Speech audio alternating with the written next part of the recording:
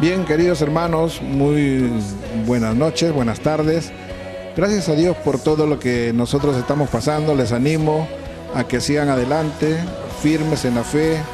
Sé que hay abundantes noticias sobre lo que estamos sucediendo en este tiempo. Creo que abundan en el YouTube e incluso en nuestros WhatsApp de la iglesia. Los hermanos están que mandan mensajes. Y claro, cada uno pensamos en ayudarnos, ¿no? Para estar enterados de todo lo que nos pasa. Pero hay que estar, hermanos, agradecidos a Dios y que todas estas noticias no puedan afectar nuestra fe. La esperanza que tenemos no es en los medios que pone el gobierno, ¿no? En la medicina, en todo eso que es bueno, pero nuestra confianza, nuestra esperanza, nuestra fe está centrada en Jesucristo. Y no vamos a permitir que eso nos mueva, hermanos, nos mueva, ¿no? Y usted, cuando ya empieza a preocuparse, se da cuenta de que su fe empieza a mermar. Vamos a seguir adelante confiando en el Señor. Y manden, hermanos, manden palabra de Dios, además de las noticias, manden palabra de Dios, manden consuelo de Dios, manden fortaleza de Dios ahí en el WhatsApp para animarnos entre todos. Y también utilicen los medios de las redes sociales que ustedes tienen. Ustedes tienen también el Facebook y la mayoría tiene el Facebook, el Instagram. Entonces manden también textos, engrandezca el nombre del Señor, hermanos.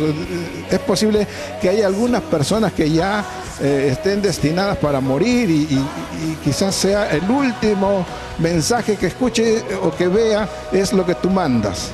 Es lo que tú mandas. Por ahí alguien lo manda y de rebote llega a otras personas. Aprovecha, hermanos, aprovecha los medios de comunicación. Aprovecha lo que el Señor está poniendo en tus manos. Y también, hermanos, gracias a los hermanos que están participando en los grupos de hogares. Hay hermanos que están participando en los grupos de hogares y hay una palabrita que se está haciendo muy familiar, es leído, ¿no? Leído. Claro, estamos leyendo Juan capítulo 1, capítulo 2 y capítulo 3. Estos 3 capítulos nos van a acordar el tiempo de la cuarentena que estamos pasando, ¿no? Y de verdad que estos pasajes son muy bonitos, hermanos. El motivo es familiarizarnos, es poder crear el hábito de poder leer la palabra de Dios. Esperamos que estos 3 capítulos puedan ahondarse en nosotros. Y también, hermanitos, anímense bastante en el WhatsApp de su grupo también. Manden mensajes, manden palabra, ¿no? Manden palabra de Dios. Y gracias por todo, hermanitos. Muchas gracias por todo. Los que ya han propuesto en su corazón también dar su 10%, hermanos, que eso no los mueva la noticia, ¿no? Porque la noticia también mueve todo eso, ¿no? Y ahora no voy a tener, ahora. Por eso estábamos hablando, ¿no? Vamos a hablar el tema de creer en Dios y de confiar en Dios, de creer en Dios y de creerle a Dios. Creerle a Dios. ¿Qué diferencia hay entre estas dos frases? Hoy día vamos a tratar el tema de la soberanía de Dios, hermanos. Un tema que si nosotros lo entendemos y tomamos mucha atención, vamos a tener descanso para cada uno de nosotros, hermanitos. Ya todo esto va a pasar y un día estaremos juntos nuevamente. Ahí sí ya no nos prohibirán abrazarnos, darnos la mano, darnos un beso y estaremos todos juntos, hermanos. Que Dios les bendiga. También necesito sus palabras de ánimo y todos necesitamos de alguien, que alguien nos dé una palabra de ánimo para la gloria del Señor. Dios les bendiga, hermanos, y adelante.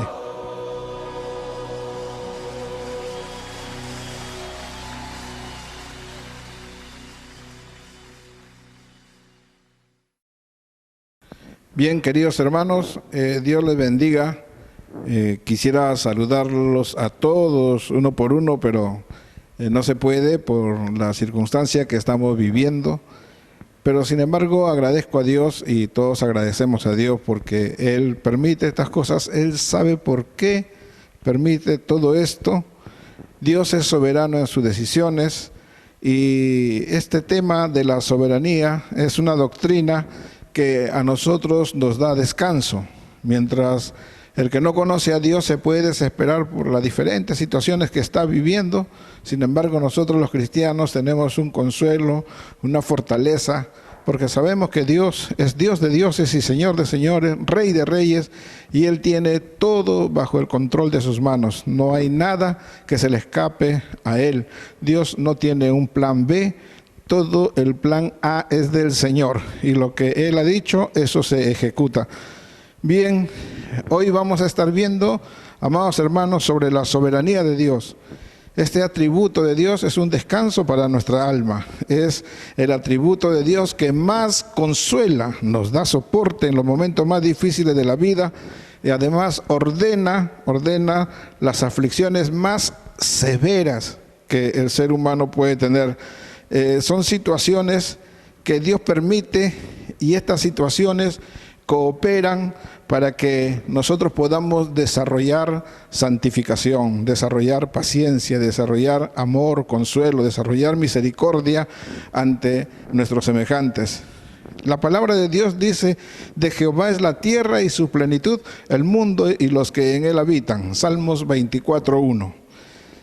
El padre de familia es dueño de una viña.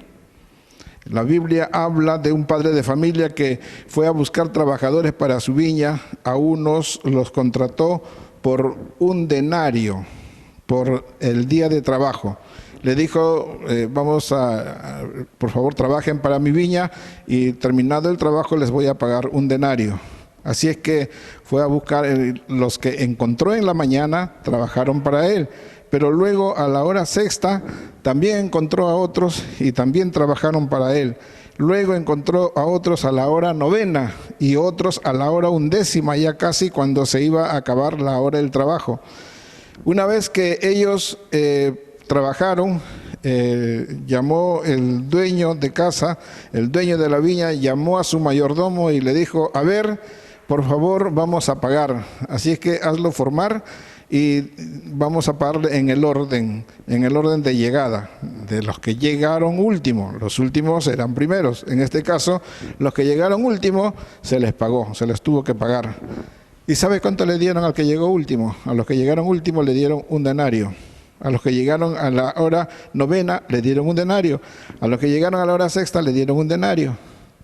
Así que los que llegaron en la mañana, ellos pensaron y dijeron: bueno, el señor de la viña nos pagará más porque ellos han llegado casi a última hora y nosotros desde la mañana estamos trabajando, así que esperamos recibir un poco más.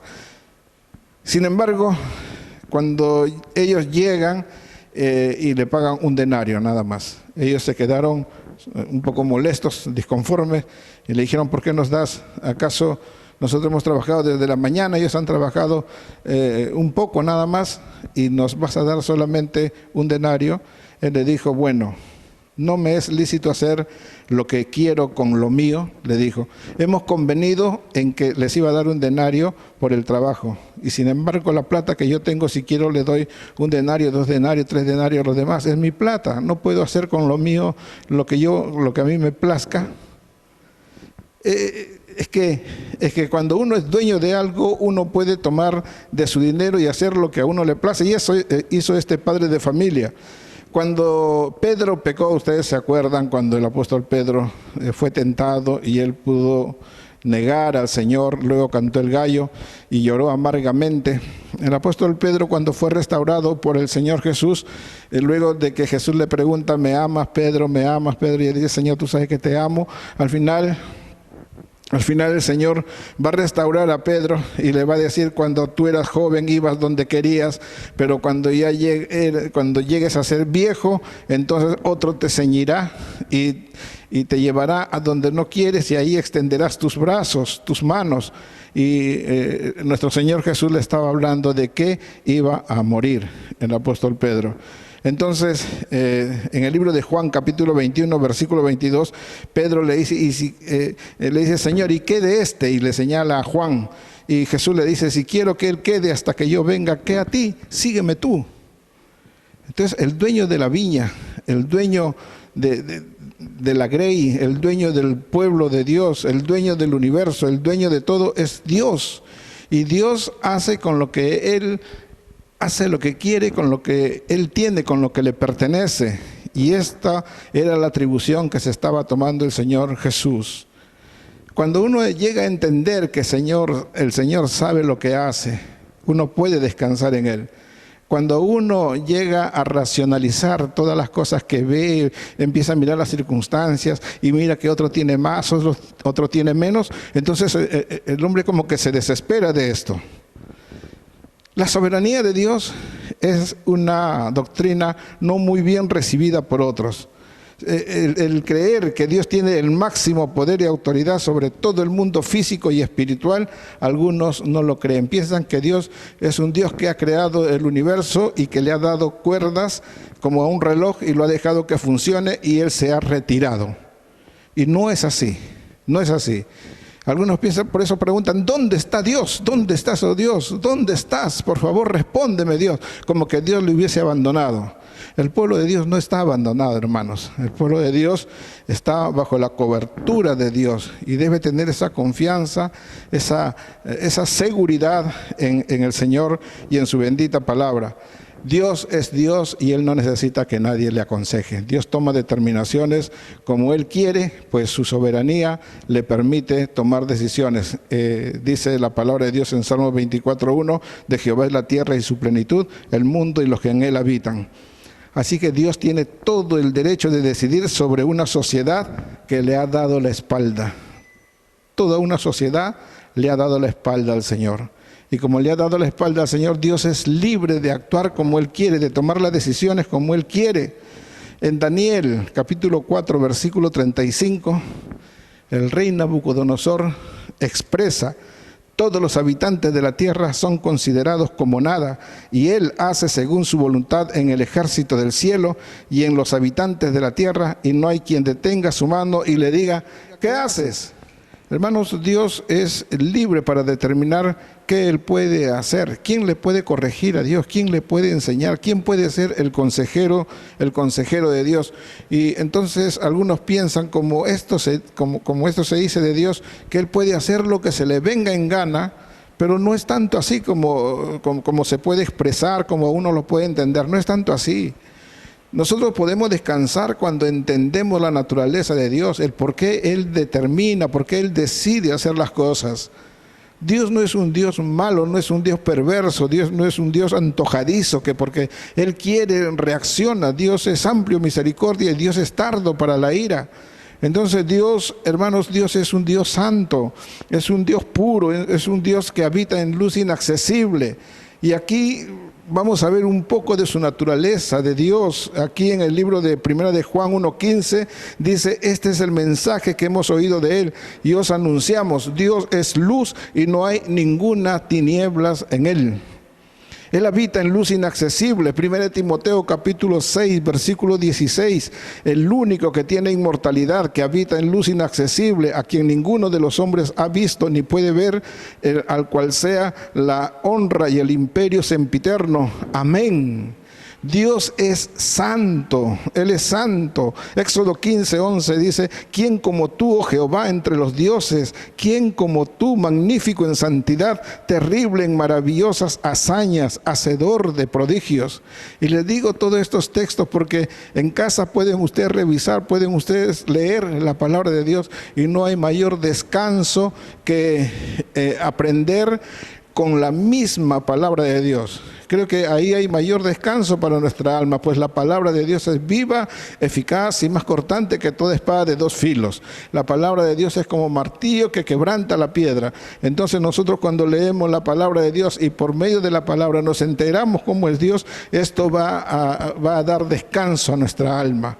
Vamos a creer lo que Dios dice, vamos a decir verdaderamente esto dice. No es que lo dice, no es que la gente dice, no es el concepto de muchos cristianos que quieren defender a Dios. Hermanos, lo peor que nosotros podemos hacer es defender a Dios. Dios no necesita que nadie le esté defendiendo.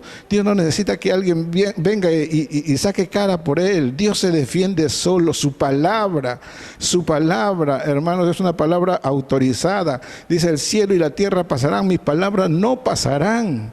Entonces es su palabra la que habla acerca de Él. Deuteronomio capítulo 32, versículo 4, dice, Él es la roca cuya obra es perfecta, porque todos sus caminos son rectitud, Dios de verdad y sin ninguna iniquidad en Él. Dios, por su pureza, Él no puede ver el pecado. Según el libro de Habacuc, capítulo 1, versículo 13, muy limpio eres de ojos para ver el mal, ni puedes ver el agravio. ¿Por qué ves a los menospreciadores y callas cuando destruye el impío al más justo que él? Se preguntaban, es que Dios es amplio en misericordia, hermanos. Dios es santo, 3 veces santo. Dice su palabra que cuando estaban ahí en el templo, Isaías vio una gran visión. Los quiciales del templo resonaban y ahí los serafines se movían de un lado a otro y expresaban: santo, santo, santo. Toda la tierra está llena de su gloria. Dios habita en medio de la santidad.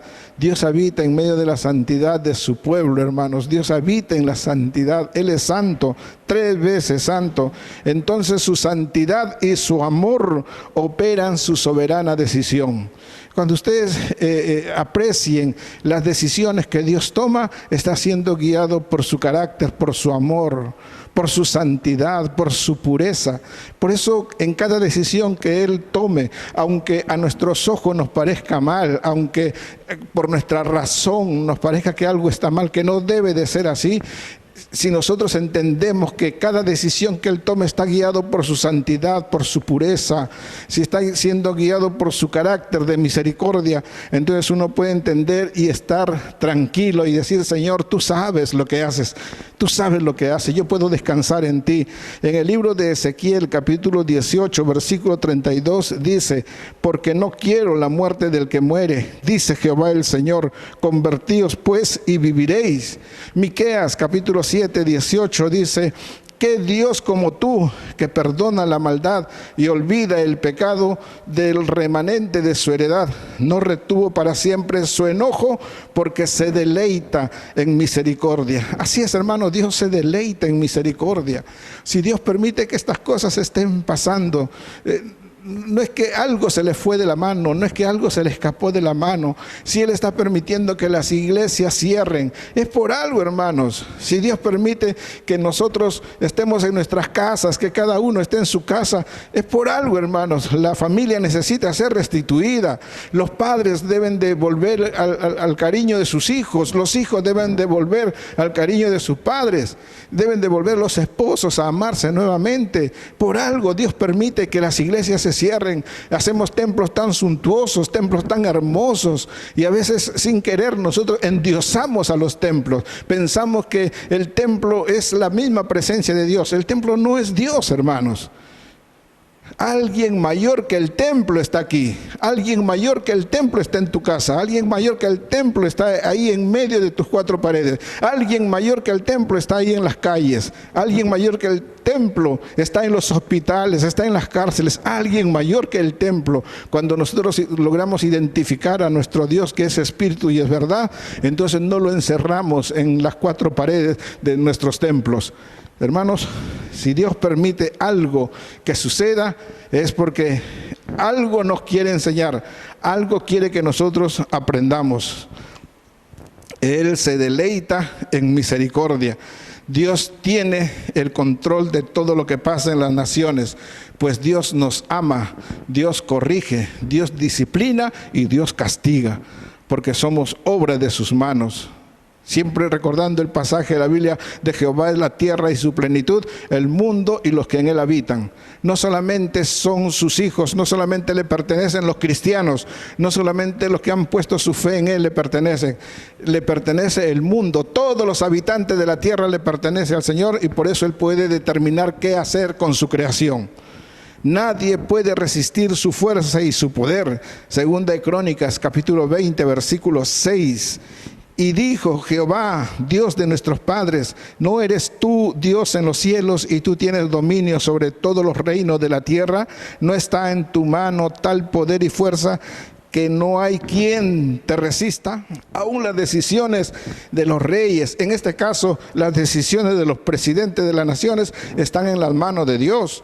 Según el libro de Proverbios 21:1 dice: como una corriente de agua es el corazón del rey en las manos del Señor, quien lo conduce a todo lo que él quiere.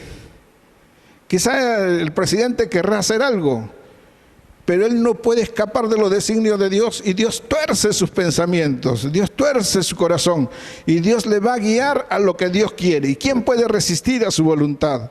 El hombre puede querer hacer algo, pero Dios controla sus palabras. Y a veces los hombres dicen, pero ¿por qué dije si yo no quería decir esto? ¿Por qué dije esto si yo no quería hacer esto? Dije lo contrario a lo que quería hacer. Bueno, Proverbios capítulo 16, versículo 1, dice: del hombre son las disposiciones del corazón, mas de Jehová la respuesta de la lengua.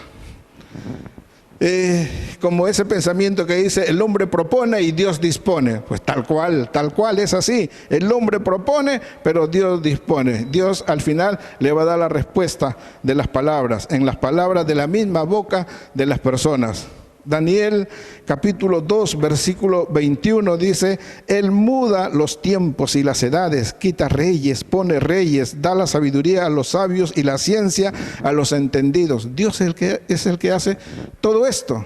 Dios quita reyes y pone reyes, quita presidentes y pone presidentes en las naciones. Dios hace todo esto.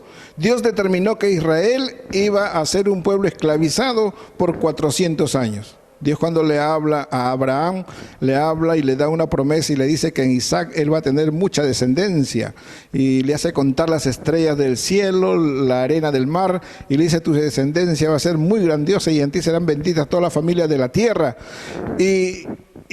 Pero Abraham todavía no tenía su hijo, que se iba a llamar Isaac. Isaac tenía que tener un hijo luego, que se iba a llamar Jacob. Jacob iba a luchar con el ángel, y más adelante Jacob iba a tener 12 hijos, y cada hijo representaba una tribu. Por eso se le llama las 12 tribus de Israel, porque Dios le va a cambiar el nombre a Jacob y le va a poner Israel. Y mire, antes que suceda todo eso, Dios le está hablando a Abraham y le dice, Génesis capítulo 15, versículo 13, entonces Jehová dijo a Abraham: ten por cierto que tu descendencia morará en tierra ajena y será esclava allí y será oprimida 400 años. Los hermanos de José, ellos empezaron a tenerle cólera a José. Lo quisieron matar, lo vendieron a los madianitas. Los madianitas se lo llevaron, era gente que vendían esclavos. Se lo llevaron a José y entraron a Egipto, y en Egipto se lo vendieron a un tal Potifar. Y bueno, y de ahí José pasa muchas penurias, va a la cárcel, y luego José empieza a resolver más adelante los sueños del faraón, y Dios poco a poco le va dando un lugar. Una vez que le da un lugar, llega a ser el brazo derecho, del faraón. ¿Quién? José. José llega a ser el brazo derecho del faraón. Entonces, una vez que los hermanos entienden o llegan a descubrir, porque José se da a conocer, ya cuando son mayores, José se da a conocer que él es el hermano, que él fue el que fue vendido, sus hermanos se asustaron. Sus hermanos habían ido a Egipto para poder comprar alimentos para llevar a su padre, que ya era anciano, y no se imaginaban que se iban a encontrar con su hermano, al que ellos quisieron matar y luego lo vendieron. Y José, ¿sabe qué les dice? José les dice, según Génesis capítulo 45, versículo 8, así pues, no me enviasteis acá vosotros, sino Dios, que me ha puesto por padre de Faraón y por señor de toda su casa y por gobernador en toda la tierra de Egipto. A los años, luego que ellos fueron esclavizados, porque ellos se quedaron ahí, los israelitas entraron porque José le dijo a sus hermanos: traigan a mi papá, traigan a todos y vengan acá, y aquí en Egipto yo les voy a dar un buen lugar, Faraón me conoce, y entonces los israelitas entraron a Egipto y empezaron a desarrollar. La promesa o la profecía ya estaba dada, ellos iban a ser esclavos de esta nación por 400 años. Así que ellos ya llegaron, ya entraron ahí a Egipto, y ahora, entre tanto, se levantó sobre Egipto un nuevo rey que no conocía a José, y dijo a su pueblo: he aquí, el pueblo de los hijos de Israel es mayor y más fuerte que nosotros. Y los egipcios hicieron servir a los hijos de Israel con dureza. Y ahí empieza la esclavitud para los israelitas. Después de 400 años, Dios manda a Moisés a liberar al pueblo de Israel. ¿Se dan cuenta cómo Dios está detrás de la historia? Dios ha dicho una profecía y ahora Dios empieza a cumplir. Fueron sus designios. ¿Quién le obligó a hacer eso a Dios? Nadie, pero fue una decisión soberana de Él, porque de Jehová es la tierra y su plenitud, el mundo y los que en Él habitan, y Él hace lo que Él desea. Pero dentro de todo esto Él quería levantar un pueblo y quería manifestar su gloria en un pueblo. Y así es que el pueblo de Israel es tratado. Luego Dios saca al pueblo de Israel. Pero ¿cómo lo saca? Dios dice, yo me voy a glorificar ahí. Y entonces para que Él sea glorificado, Dios tenía que manifestarse a través de las plagas, a través de la muerte de los primogénitos. Dios tenía que manifestarse de muchas maneras. ¿Y qué va a hacer? Porque si el faraón escuchaba a Moisés, que Moisés le decía, he venido de parte de Dios para que tú dejes salir a este pueblo, si el faraón podría decirle, bueno, si Dios está mandando esto, entonces anda nada más. Si hubiese convencido con la prueba que hizo Moisés cuando botó la vara al suelo y se convirtió en serpiente, y luego vinieron los magos de faraón y también se convirtieron en serpientes sus varas, la serpiente de Moisés comió a todas las serpientes de los demás magos, y esto hubiese convencido al faraón y hubiese dicho, está bien, anda, está comprobado que tu Dios es mejor que nuestro Dios, así que anda nomás. Hubiese dicho eso. Sin embargo, Dios quiso hacer juicio a esta nación y Dios dijo, yo voy a endurecer el corazón del faraón. Y en Éxodo capítulo 7, versículos 3 y 4 dice, y yo endureceré el corazón de Faraón y multiplicaré en la tierra de Egipto mis señales y mis maravillas, y Faraón no os oirá, mas yo pondré mi mano sobre Egipto y sacaré a mis ejércitos, mi pueblo, los hijos de Israel, de la casa de Egipto, con grandes juicios. Y Dios lo hizo así. Hermanos, detrás de la historia están las decisiones de Dios. Yo creo que cada israelita en el tiempo en que vivía así, ellos no entendían que estaban bajo los designios de Dios. Ellos posiblemente se podrían rasgar las vestiduras, hubiesen dicho, pero Señor, somos tu pueblo, ¿cómo vamos a estar así? Pero Dios tenía sus planes. Dios tenía sus planes y nosotros entendemos que Dios tiene sus planes. No comprendemos nosotros la grandeza de Dios, no entendemos los pensamientos de Dios, no entendemos sus caminos, los caminos de Dios son más altos, así lo dijo el Señor en Jeremías, como son más altos los cielos que la tierra, así también son sus pensamientos y sus caminos más altos que nuestros pensamientos y nuestros caminos. Así que no se le puede entender muchas veces, pero cuando humildemente uno dice, pero si el Señor es santo, si el Señor es puro, si el Señor es misericordioso, si el carácter del Señor, entonces este carácter no le va a guiar a hacer algo malo. Hay algo bueno dentro de todo lo que Dios está permitiendo, aunque no lo entendamos, pero debe haber algo bueno, por cierto, porque los pensamientos de Dios para su pueblo no son para mal, sino para bien. En una oportunidad el pueblo de Israel se puso rebelde contra Dios. El pueblo de Israel era un pueblo adúltero, un pueblo que se separaba de Dios y se iba a leños, se iba a la piedra, y él adulteraba donde sea el pueblo de Israel. Era así, y Dios decidió castigar al pueblo de Israel. ¿Y sabe qué hizo? Segunda de Samuel, capítulo 24, 1. Volvió a encenderse la ira de Jehová contra Israel e incitó a David contra ellos a que dijese, ve, haz un censo de Israel y de Judá. Y dijo el rey a Joab, general del ejército que estaba con él, recorre ahora todas las tribus de Israel, desde Dan hasta Beerseba, y haz un censo del pueblo para que yo sepa el número de la gente. ¿Por qué Dios hace este censo? ¿Por qué David hace este censo?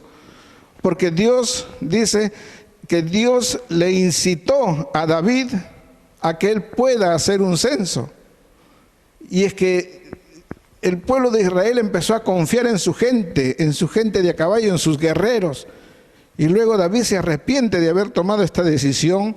Y en el versículo 10 del capítulo 24 de 2 de Samuel, dice, después que David hubo censado al pueblo, le pesó en su corazón y dijo David a Jehová, yo he pecado gravemente por haber hecho esto, mas ahora, oh Jehová, te ruego que quites el pecado de tu siervo, porque yo he hecho muy neciamente. Y David se arrepiente y llora, y llora. Entonces Dios manda un profeta a hablar a David, y miren lo que pasa, 2 de Samuel 24, versículo 11 al 15. Y por la mañana, cuando David se hubo levantado, vino palabra de Jehová al profeta Gad, vidente de David, diciendo: ve y di a David, así ha dicho Jehová, 3 cosas te ofrezco, tú escogerás una de ellas para que yo la haga. Vino pues Gad a David y le hizo saber, y le dijo: ¿quieres que te vengan 7 años de hambre en tu tierra? ¿O que huyas 3 meses delante de tus enemigos y que ellos te persigan? ¿O que 3 días haya peste en tu tierra? Piensa ahora y mira qué responderé al que me ha enviado.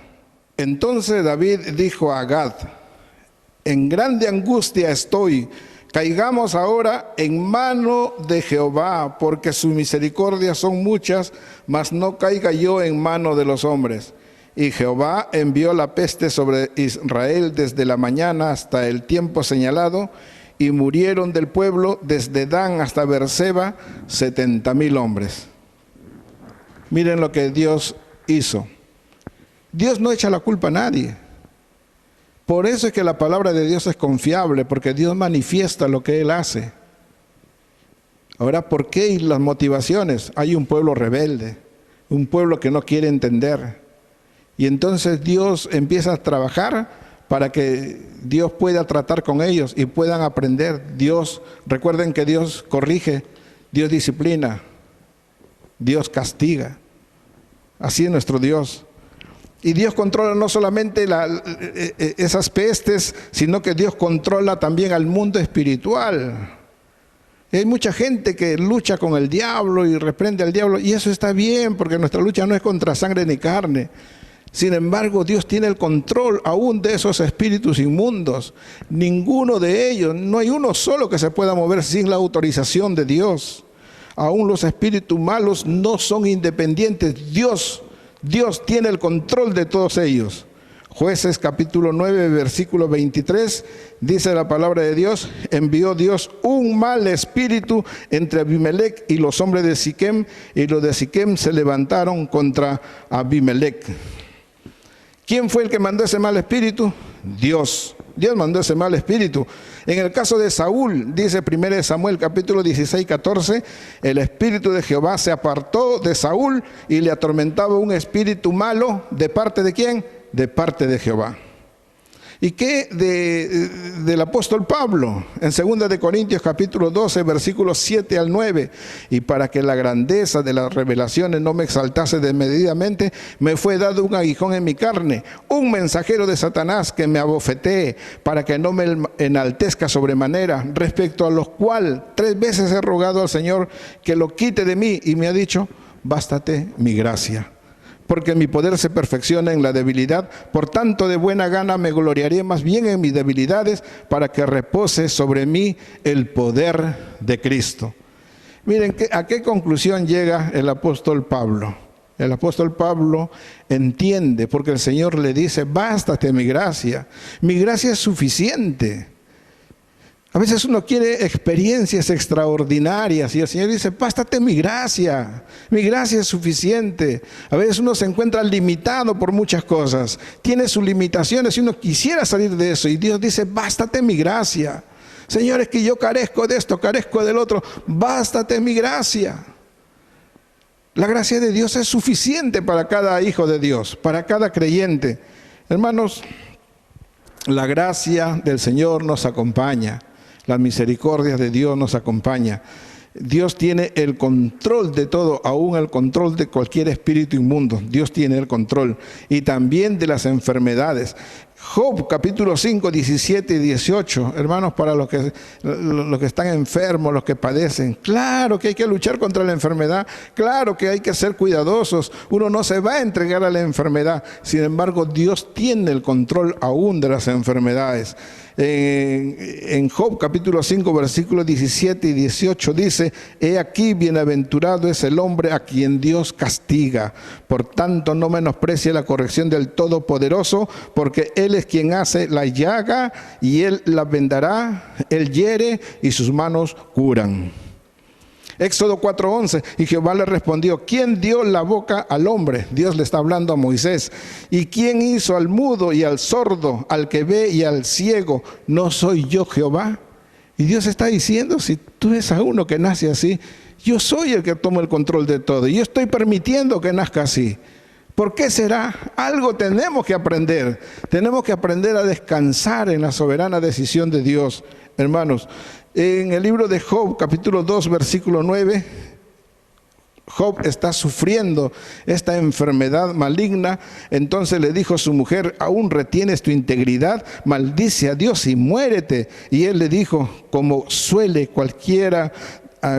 hablar cualquiera de las mujeres fatuas, has hablado. ¿Qué? ¿Recibiremos de Dios el bien y el mal no lo recibiremos? Y en todo esto no pecó Job con sus labios. Dios tiene el control de todo. Dios es soberano en sus determinaciones.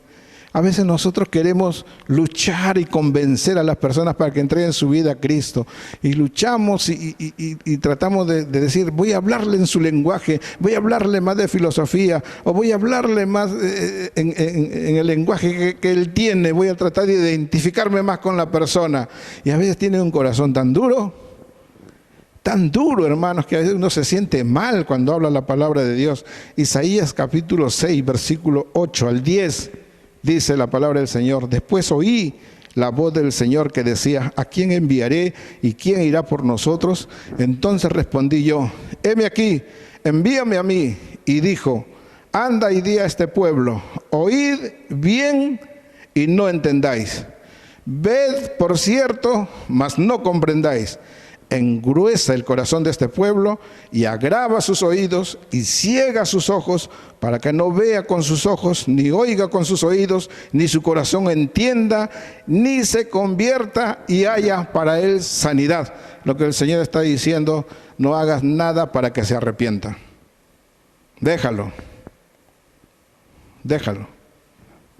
Son determinaciones que Dios ha tomado. Engruesa el corazón de este pueblo, agrava sus oídos, ciega sus ojos, para que su corazón no entienda, para que no se convierta y haya para él sanidad. Sin embargo, a otros Dios les revela su amor y misericordia, hermanos. Hay otros como Dios ha luchado con nosotros, como Dios ha luchado con nuestra necedad, con nuestros argumentos. Cuánta resistencia hemos puesto a Dios. Hemos sido rebeldes, no podemos decir que no hemos sido rebeldes con Dios. Y aún hay rebeldía todavía, aún hay rebeldía. A veces levantamos nuestros ojos al cielo como diciendo: Señor, y no me respondes. A veces nos ponemos así. En Lucas capítulo 10, versículos 20-22, dice el Señor a los que venían contentos de haber echado fuera demonios, que eran sus discípulos, y el Señor le dice: pero no os regocijéis de que los espíritus se os sujetan, sino regocijaos de que vuestros nombres están escritos en los cielos. En aquella misma hora Jesús se regocijó en el Espíritu y dijo: yo te alabo, oh Padre, Señor del cielo y de la tierra, porque escondiste estas cosas de los sabios y entendidos y las has revelado a los niños. Sí, Padre, porque así te agradó. Todas las cosas me fueron entregadas por mi Padre, y nadie conoce quién es el Hijo sino el Padre, ni quién es el Padre sino el Hijo y aquel a quien el Hijo lo quiere revelar. Dios se revela a sí mismo. Dios se manifiesta a sí mismo. Dios mismo abre los ojos del entendimiento de las personas. Dios es el que ha tratado con nosotros. Dios nos ha abierto los oídos, ha abierto nuestros ojos, nuestro entendimiento, para que podamos ver su gloria. Dice la palabra del Señor que nosotros somos entonces linaje escogido, real sacerdocio, nación santa, pueblo adquirido por Dios, para que podamos anunciar las virtudes de aquel que nos llamó de las tinieblas, nos llamó a su luz admirable. Todos los llamados de mi nombre, dijo el Señor, según Isaías 43:7, todos los llamados de mi nombre para gloria mía los he creado, los formé y los hice. Creo que cada uno de nosotros debe ejercer fe en Dios, hermanos. Las circunstancias a veces nos ganan. Las noticias, que son alarmantes, esta pandemia se va a extender más, que va a subir el petróleo, el gas, que hay una economía que se va hacia abajo y que ya no va a haber tantas cosas, se van a escasear los productos de primera necesidad y que ya no solamente va a durar hasta este fin de mes, sino que se va a extender 15 días más o un mes más. La gente ya no sabe qué hacer, la gente se desespera. ¿Qué tenemos nosotros que hacer, hermanos? Nos damos cuenta que el creer en Dios no es suficiente. Creer en Dios, la Biblia dice, crees en Dios, bien hace, los demonios también creen y tiemblan. Algo que como pueblo de Dios debemos distinguirnos en algo. No solo creer en Dios, además debemos creerle a Dios. Los demonios creen en Dios y tiemblan. Nosotros hacemos algo más que creer en Dios. Podemos creer que existen muchas personas, podemos creer que existe el presidente Vizcarra, claro que existe el presidente Vizcarra, podemos que existe los padres, los vecinos, existen mucha gente, pero hay mucha gente que miente, mucha gente que dice y ni caso le hacemos. Pero nosotros con nuestro Dios no solamente debemos de creer que Dios existe, sino que debemos de creerle a Dios que toda su palabra es verdad, su palabra es vida, su palabra es espíritu, su palabra nos da fortaleza, su palabra nos da confianza. Debemos de creer lo que Él dice en su palabra. Lo que Él dice en su palabra. Y si Él dice, no te dejaré, no te desampararé, Él va a estar con nosotros. Si Él dice, yo tomo de tu mano derecha, te tomo de tu mano derecha, y Él está con nosotros y nos dice, yo te ayudo, no tengas miedo, es porque Él está con nosotros, está con nosotros. Donde están 2 o 3 reunidos en mi nombre, yo estoy ahí en medio. Tú puedes estar con tu esposa, ahí puedes estar con tus hijos, puedes estar entre 2, 3, ahí acompañado, y no estás en la iglesia, pero ahí estás. Dios está ahí en el medio, está contigo. Él dijo que donde estén 2 o 3 congregados reunidos, ahí en mi nombre, ahí yo voy a estar. Y tenemos que creer lo que dice su palabra. Entonces, ¿cómo vamos a decir, Señor, ¿dónde estás ahora? Si Él ha prometido estar con nosotros. Él ha prometido que no nos va a dejar ni un solo día de nuestra vida. Por eso es necesario no solamente creer en Dios, sino creer a Dios, creerle lo que su palabra dice. Y creo que ahí es donde se encuentra diferencia entre un cristiano y otro cristiano. En el que cree en Dios y en el que ha aprendido a creerle a Dios. Por lo tanto, es un cristiano que obedece su palabra.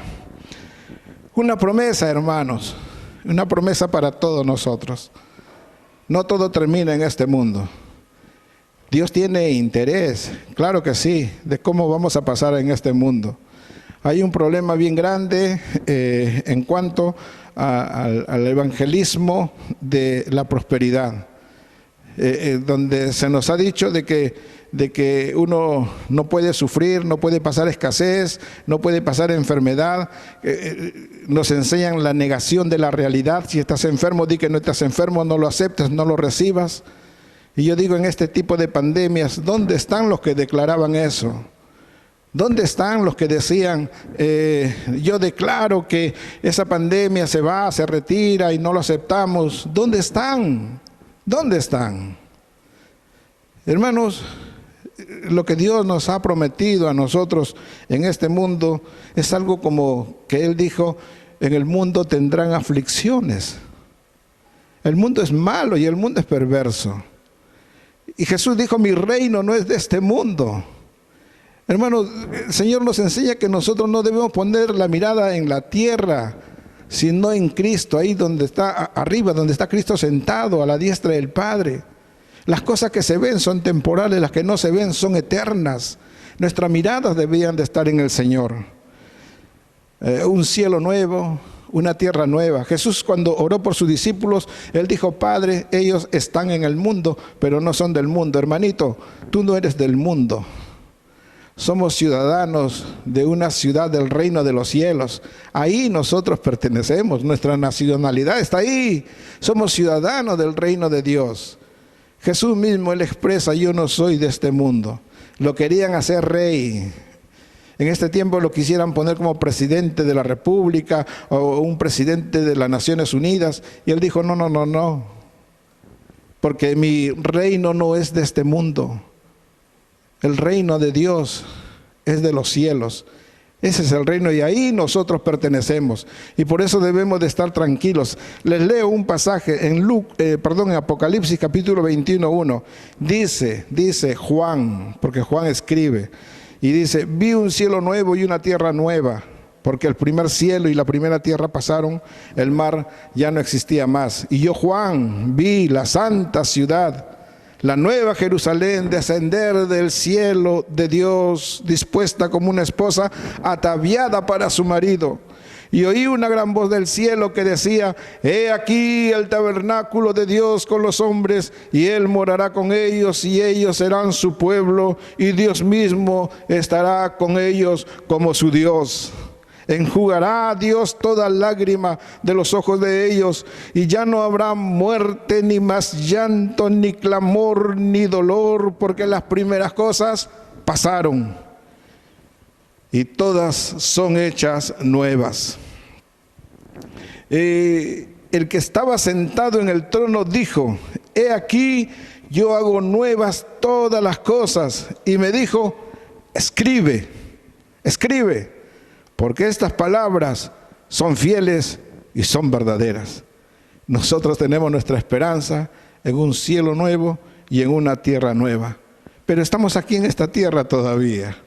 Estamos aquí y la palabra de Dios dice, para nosotros, para sus hijos, no os afanéis pues diciendo, ¿qué comeremos? ¿O qué beberemos? ¿O qué vestiremos? Y en Mateo capítulo 6, 31, porque los gentiles buscan todas estas cosas, pero vuestro Padre Celestial sabe que tenéis necesidad de todas estas cosas. Mas buscad primeramente el reino de Dios y su justicia, y todas estas cosas serán añadidas. ¿Quién lo dijo? Jesús. ¿Le crees a Jesús? No estoy preguntando si crees en Jesús. ¿Le crees a Jesús lo que Él dice? Pues si tú le crees, si nosotros le creemos, tendremos paz en nuestros corazones. Así que no os afanéis, continuó diciendo Jesús, así que no os afanéis por el día de mañana, porque el día de mañana traerá su afán. Basta cada día su propio mal. Hermanos, ¿recibiremos el bien y no el mal de parte de Dios? Dios ha perdido el control de todo el universo. Dios ha perdido el control de lo que está pasando en las naciones del mundo. No. Dios no ha perdido el control, hermanos. Todo está bajo la supervisión de Dios. Y Dios distingue a su pueblo. Somos nosotros ovejas de su prado. Somos su rebaño pequeño. Somos sus hijos. Somos su pueblo santo.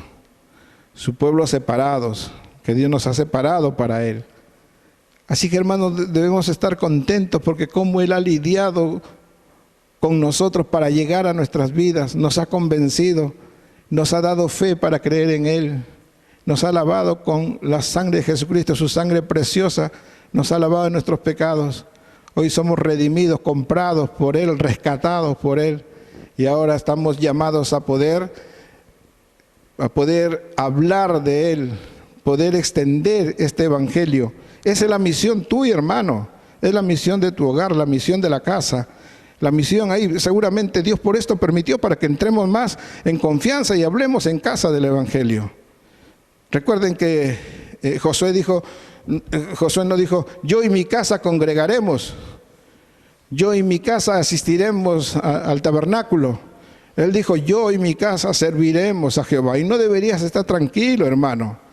Mientras no veas a tus hijos comprometidos en la obra de Dios, no deberías estar tranquilo. No deberías parar. Deberías estar más interesado.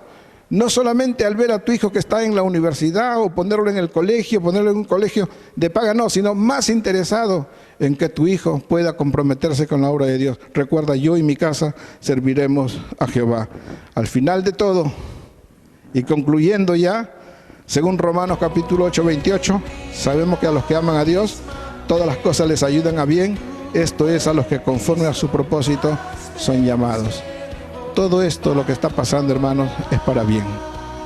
Quisiera que ahí en tu casa quizás abraces a tu esposa, a tu esposo, abraces a tus hijos, a los que tienes al lado, y oren y den gracias a Dios por todo esto.